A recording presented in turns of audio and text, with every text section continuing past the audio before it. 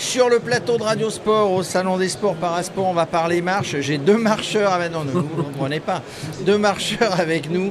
La référence de la marche en France, Johan Diniz. Salut Johan. Bonjour. Et Étienne Bonamy qui marche en forêt de Rambouillet de temps en temps. Je dis référence parce que tu es le plus titré. Enfin, quand on parle de marche sportive, Jeux Olympiques, Championnat d'Europe, Championnat du Monde, on pense inévitablement à Johan Diniz. Ouais, j'ai laissé, on va dire, le jeu de mots, mon empreinte dans cette discipline, mais qui vit bien avec une belle relève où j'ai fait des bébés marcheurs. Alors justement, la marche, tu as servi à, je veux dire, non seulement à populariser, démocratiser, mais à ce que les gens s'intéressent à ce sport. Est-ce que ça a entraîné aussi d'autres pratiquants ? Oui, bien sûr, ouais, ça a entraîné d'autres pratiquants, et surtout des pratiquants de haut niveau. Cette année au championnat du monde, c'est la première fois qu'on avait autant de qualifiés, comme aux Jeux Olympiques l'année dernière où il y avait 3 filles qui avaient été qualifiées en individuel, donc les garçons qui étaient sur toutes les épreuves. Donc oui, il y a une vraie et belle émulation maintenant derrière, alors que quand j'étais là, on va dire que j'étais un peu seul, et voilà, j'ai réussi en tout cas à susciter de l'intérêt pour cette discipline, et puis voilà, maintenant on a un très bon niveau, et je pense que la médaille, elle est bientôt atteignable d'ici les prochaines années dans un grand championnat. Alors, tu marchais, tu courais, tu étais dans le club à Reims. Justement, de faire une discipline aussi peu connue, pratiquée mais aussi peu connue, parce que franchement, la marche en France, pour les gens, c'était Paris-Colmar à la marche. Ça restait quelque chose d'inaccessible, on va dire, à tout pratiquant normal. Et de persévérer là-dedans, de faire les 20 km, les 50 km, les médailles.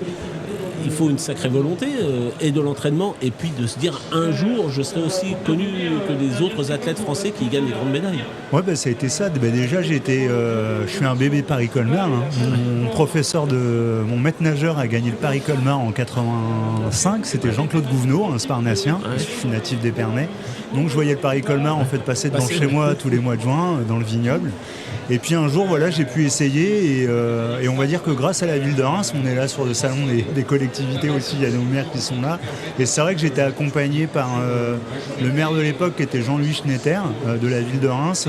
J'étais sur aucune liste, j'étais dans aucun radar, mais par mon club et puis par la ville, j'ai pu avoir quelques aides parce qu'ils croyaient en moi en 2004 et en 2005 que je faisais mes premiers championnats du monde et premiers titres en 2006 de champion d'Europe, etc. Et donc si j'avais pas eu des personnes qui m'auraient fait confiance, etc. et puis me permettre après de pratiquer, on va dire, de manière un peu plus professionnelle et organisée, j'aurais pas eu cette carrière en fait. Je sais pas si ma mémoire va me trahir, mais moi je me rappelle, c'était Roger Kemener qui marchait. Exactement. C'est ça, tu vois, Ouais. j'ai encore un peu de mémoire. C'était Roger Kemener, et Roger m'a beaucoup accompagné et m'a apporté pas mal de conseils, même si on ne faisait pas exactement la même marche au niveau de la nutrition, de l'entraînement, etc. Il avait beaucoup de choses aussi à m'apporter. Parce que quand on fait un sport, quand on est gamin, on va se lancer dans un sport, le foot, le rugby, le tennis, la marche.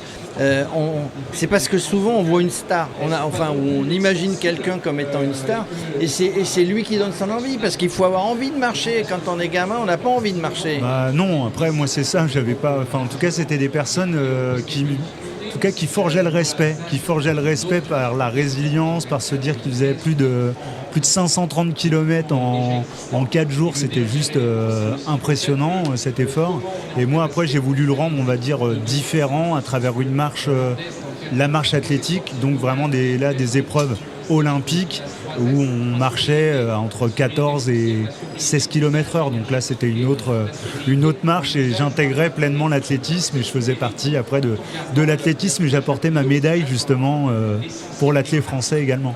Alors on sait que dans l'athlétisme, il y a parfois ce qu'on appelle des disciplines nobles, le 100 mètres, la perche, puisque on est un pays de perchistes, de créer ou d'écouter ou d'accueillir des jeunes qui font de la marche athlétique, ça aussi essaimé un peu dans tous les clubs.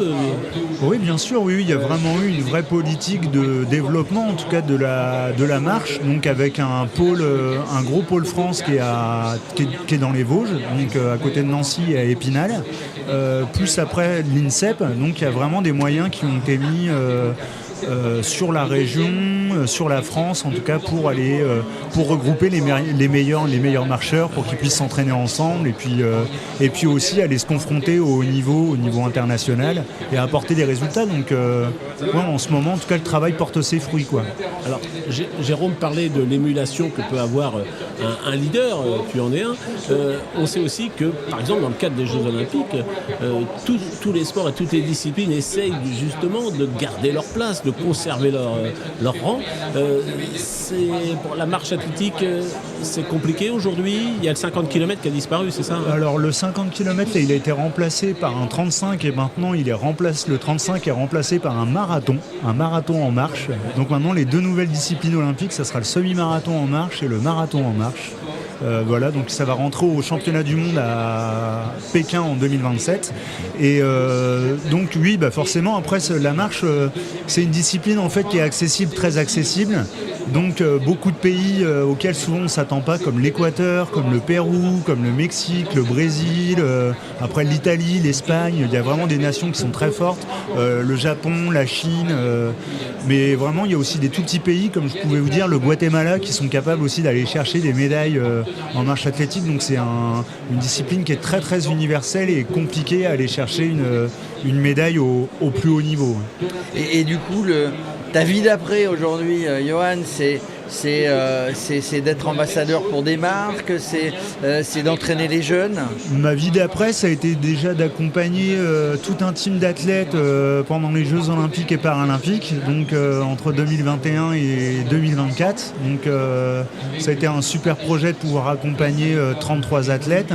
Et puis maintenant, voilà, je continue moi à travailler pour Decathlon. Je suis depuis 5 ans au service de la marque. Donc tu vas de Reims à Lille à pied? En marchant, exactement. En marchant. Et consultant sur une radio, non Je travaille pour Eurosport. non, je parlais pas d'eux, je parlais de Radio Sport. Ouais, Radio Sport, et j'ai également travaillé pour RFI pendant les championnats du monde. Une dernière question. La technique, tu avais comme partenaire équipementier Newfield, qui est une des marques de Decathlon. C'est important aussi la technique, la chaussure. On regarde toujours le pied qui se lève, qui touche. Qu'est-ce qu'on peut apporter quand on est champion pour la fabrication d'une paire de chaussures de marche? Ce qui a été bien, en tout cas sur la démarche de Decathlon à l'époque, ça avait été d'essayer de comprendre, comme souvent, la technique de notre sport. Et en fait, souvent, on mettait des chaussures de course à des marcheurs, alors qu'on marche. Donc en fait, le pied, il fait pas la même chose. Et donc il y a des personnes qui se sont un peu intéressées à ce que pouvait faire notre pied, etc. Et donc on a vraiment fait des chaussures exprès pour la marche athlétique. Au début, quand j'ai signé avec cette marque, le peloton international, ils n'ont pas compris. Ils se sont dit, mais qu'est-ce que tu fais là? Tu passes d'une grande marque à une petite marque en fait. Et au bout du compte, aux Jeux Olympiques en 2021 à Tokyo, il y avait pratiquement 40% du peloton qui était équipé que de la marque Newfield. Parce que voilà, on avait vraiment apporté une chaussure technique et qui servait aux marcheurs, mais après à tous les marcheurs. Comme vous disiez, vous marchez en forêt de Rambouillet, les fondamentaux de notre pied et les fondations sont exactement les mêmes. Notre pied fait exactement la même chose dans la chaussure, sauf qu'on va y mettre une intensité et une force différentes. Et quand on va en forêt de Rambouillet marcher, messieurs, on trouve des girolles, on trouve des cèpes, c'est génial, et des animaux. Et des trompettes. Et les trompettes. Voilà. Merci beaucoup. Merci Johan, je rappelle, 1,5 fois champion du monde. Recordman du monde du 50 km et recordman de l'Europe du 20 km. La référence de la marche en France. Merci Johan Diniz. Merci beaucoup.